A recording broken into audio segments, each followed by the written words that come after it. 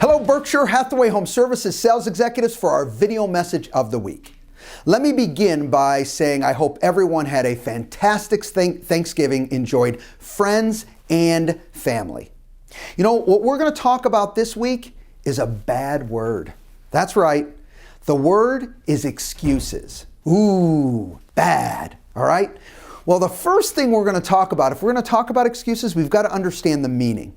And the meaning ultimately is turning our own fantasies into facts.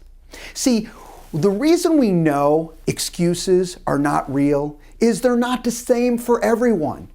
See, it's easy to know a fact because it works the same way with every single person, every single situation. Well, we know that's not the truth in how we either live our lives, do our business, whatever the case may be, is because it's different for each person. So we've got to understand that these are our fantasies of what we're going through. Very real for ourselves, but they're not facts. Okay? Why do we do this? Why do we do this? Well, one, we want to believe what we're thinking and what we're saying. So when we're thinking something, we want to give it validation, so we want to believe it. We want to feel we're protecting ourselves. I mean, listen, if someone is saying, hey, you did this or this didn't go because of you or whatever the case may be, whoa, okay, I want to protect myself and I want to come up with an excuse or whatever the statement is to basically bounce that back the other way because I certainly don't want it bouncing towards me.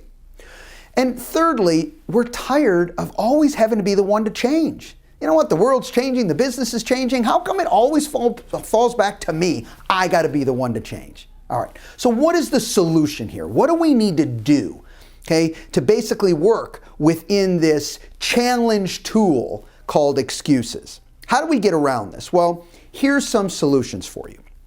Number one, you have to internalize that it's always you.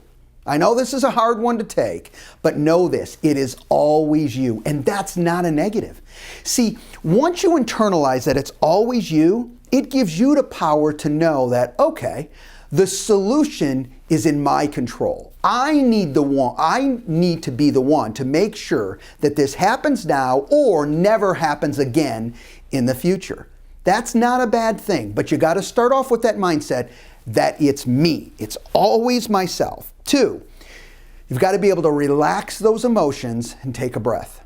As soon as the emotions kick in, all right, we're not thinking clearly, we're basically in argumentative mode. In many cases, we're just unconscious. We're not thinking, we're just upset and angry, not solving anything. So we need to take those emotions, keep them under control, and take that breath. Next, very important, we need to refocus on the goal at hand and focus on the outcome that we're trying to accomplish. It's so key. See, we've taken our breath. Now let's get our head back in line. Let's focus on what we're really trying to accomplish here. Once you do that, it gets you to come back in and back on path. And last, but certainly not least, as a solution is, you want to go in search of that solution and then act upon it. All right, maybe it's a situation with listing presentations, just as an example. What do I need to do? You know what? If it's me, I have to take responsibility for it, not blame anyone. I need to re-practice my listing presentation. Maybe I need to enhance my listing presentation. Maybe I need to do some homework on some new innovative presentations, new innovative tools, whatever I need to add within there that meets the needs of the consumer that I'm not meeting today.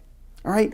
Whatever that is, you go in search of it, and then guess what? You act upon it. And actually go out there and start utilizing. You've made the change, and you've made it based on the outcome that you're trying to accomplish. Listen, we all can fall into the excuse thing every single day. It's all around us. The key is having the solutions of how to get out of that. Take that responsibility. It's always us. Calm it down and focus on that outcome. You have a great week, everybody. Talk to you next week. Bye-bye.